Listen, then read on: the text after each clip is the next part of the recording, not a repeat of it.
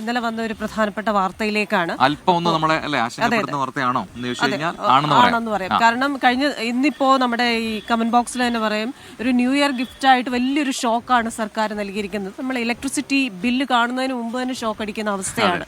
അപ്പൊ അതുമായി ബന്ധപ്പെട്ട വാർത്ത തന്നെയാണ്. എന്തായാലും വൈദ്യുതി നിരക്ക് വർദ്ധിപ്പിച്ച റെഗുലേറ്ററി കമ്മീഷൻ തീരുമാനം ഇന്നുണ്ടായേക്കും എന്നുള്ളതാണ്. റെഗുലേറ്ററി കമ്മീഷൻ അംഗങ്ങൾ കഴിഞ്ഞ ദിവസം മുഖ്യമന്ത്രിയെ സന്ദർശിച്ച കാര്യങ്ങളൊക്കെ ധരിപ്പിച്ചിരുന്നു.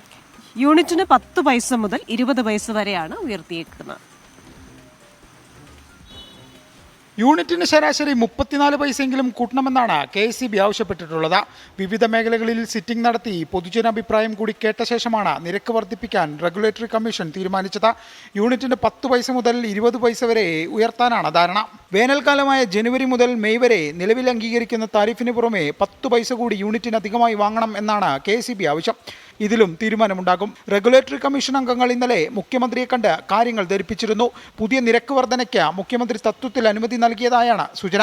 ഇന്ന് തന്നെ ഇത് സംബന്ധിച്ച റെഗുലേറ്ററി കമ്മീഷന്റെ ഔദ്യോഗിക പ്രഖ്യാപനം വന്നേക്കും. നിരക്ക് വർദ്ധിപ്പിക്കാതെ മറ്റു വഴികളിലെന്ന് മന്ത്രി K കൃഷ്ണൻകുട്ടി നേരത്തെ വ്യക്തമാക്കിയിരുന്നു. നാളെ പുതുക്കിയ നിരക്ക് പ്രഖ്യാപിച്ചാലും ജനുവരി 1 മുതലുള്ള വൈദ്യുതി ഉപയോഗത്തിനെ പുതുക്കിയ ഉയർന്ന നിരക്ക് ഈടാക്കൂ. പ്രതിവർഷം 2000 കോടി രൂപയിലേറെ നഷ്ടം നേരിടുന്നുവെന്നാണ് KSEB വാദം. 24 തിരുവനന്തപുരം.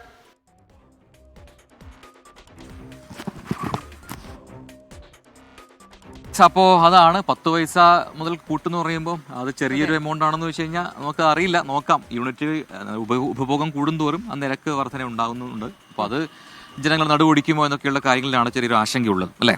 മന്ത്രി പറയുന്നത് ഇത് അനിവാര്യമാണ്, മറ്റു നിവൃത്തിയൊന്നുമില്ല എന്ന് തന്നെയാണ് പറയുന്നത്. അത്രമാത്രം പ്രതിസന്ധി വൈദ്യുത മേഖലയിലുണ്ട് എന്നാണ് മന്ത്രി അടക്കം പറയുന്നത്. നോക്കാം അതിലെങ്ങനെയാണ് അതിനോട് എങ്ങനെയാണ് ഉപഭോക്താക്കൾ പ്രതികരിക്കുന്നുള്ളത്, അല്ലേ?